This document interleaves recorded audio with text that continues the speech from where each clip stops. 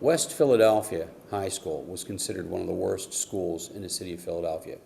We were on the persistently dangerous list, and there's very few of those schools in Pennsylvania. And we were on that list, justifiably so, because of violence, because of crimes, and just general problems here at the school. A number of things have changed. I said earlier, one of the things that changed is the climate and the attitude. That's the first thing that has to change on the road to recovery, and that has done so.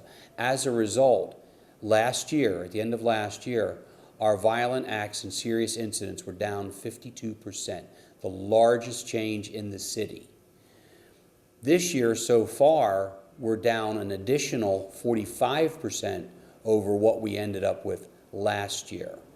This year, I know for a fact, based on what has been reported as far as incidents, serious incidents in the school, I know that we're going to get off that list of being a persistently dangerous school. For instance, we had numerous fires last year. This year, I don't think we've had one fire. This climate of disrespect is one of the problems at West Philadelphia High School, and that no one is teaching students the social skills that my kids, for the most part, don't have. And so they understand that I shouldn't break this rule, but I only understand it as far as because you said so. We need something besides what we have in terms of punishment. We punish kids, but we never really talk to them. And I personally have an issue with that as a teacher. Sometimes you need to talk. And that's what I think Restorative Practices gives us. You have to deal with these young folks on their level. And what I'm dealing with now is to understand the issues that they bring with them into school. Okay, those are the main things, the issues that they bring with them into school that prevent them from getting a good education. So that's the reason why I use this. As a school that has a lot of social climate issues, utilizing, restorative practices and building culture, positive social culture, is essential to the functioning of any, school. It's essential, and so content and material mean nothing without, relationships. I needed to find something that would help me have a different kind of interaction with my students. And the main thing that I liked initially about restorative practices was that whole idea of building a community. So in September when we started school, the principal encouraged us to use the circles, kind of just to build the family. So I started doing that in my classes, and I liked it, and I found that my students liked it as well. And I can feel that we have more of a family interaction this year. I can see the difference in my students, and also see the difference in my behavior.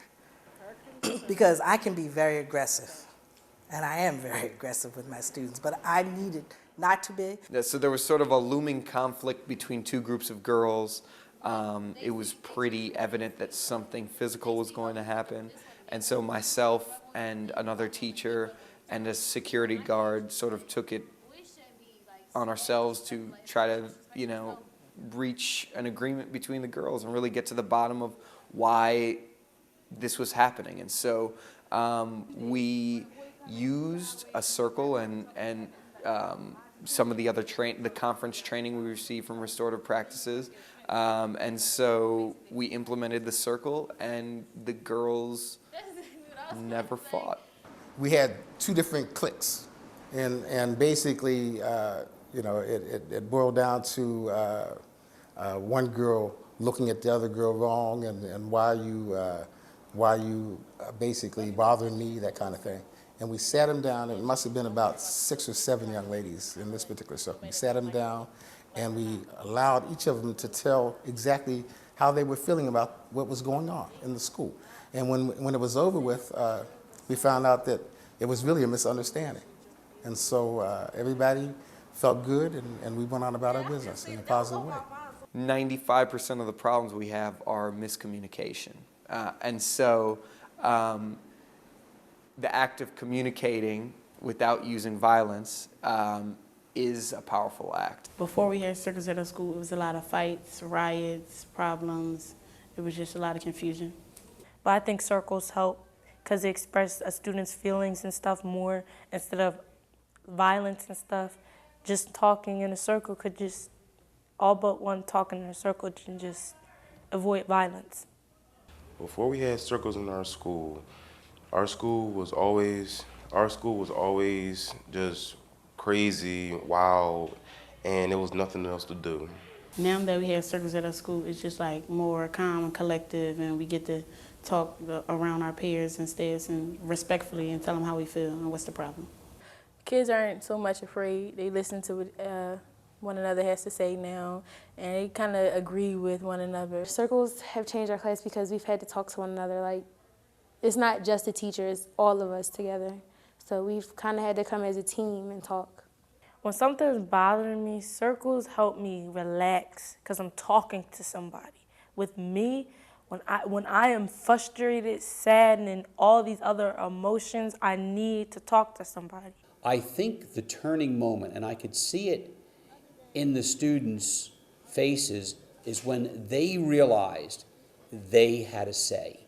They realized they were participants, that they were going to be listened to. They could have input. We tried a restorative practices conference where we asked the teacher, could we put the kids in a circle and could we have them share their perception about what's happening in your class, and would you be open to hearing that?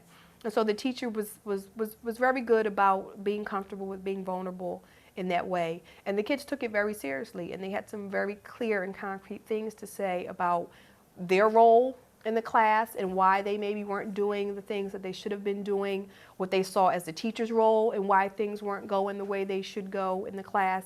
And to the teacher's credit, I mean, she took notes and she really did try to make corrections in terms of what the kids had talked about. Circles help you behave because, like, you get to tell everybody about you, like what's going on. You get to express your feelings, your emotions, anything that you got wrong, anything that's wrong, you get to tell them, tell the students, you get to tell the teachers, and you don't gotta be afraid because you know that now, since we all in a circle, you get to talk about whatever you want. The PFT should encourage the use of restorative practices and support it in the schools. And it seems to work. Every time that we've used circles in the ROTC program, we've had positive results. Circles have helped this school because now we don't have as many conflicts and fights and stuff like that. Everybody has their own opinion, and you can get to hear what everybody has to say. My advice to people would be to try it. What I like about restorative practices, I don't think it's just a new thing on the block. Like most teachers have, we've all been down the road, we're looking for different things, you find different things, they're in, they're out. Restorative practices, to me, is really like a way of life. I believe very strongly in restorative practices. I have seen a change here in this school, West Philadelphia High School, since we've been using it. And I believe restorative practices is useful not only in our school, but in any school. I think it's one of the best things since probably sliced bread. Restorative practices can work in tough urban schools, and it doesn't get any tougher than West Philadelphia High School.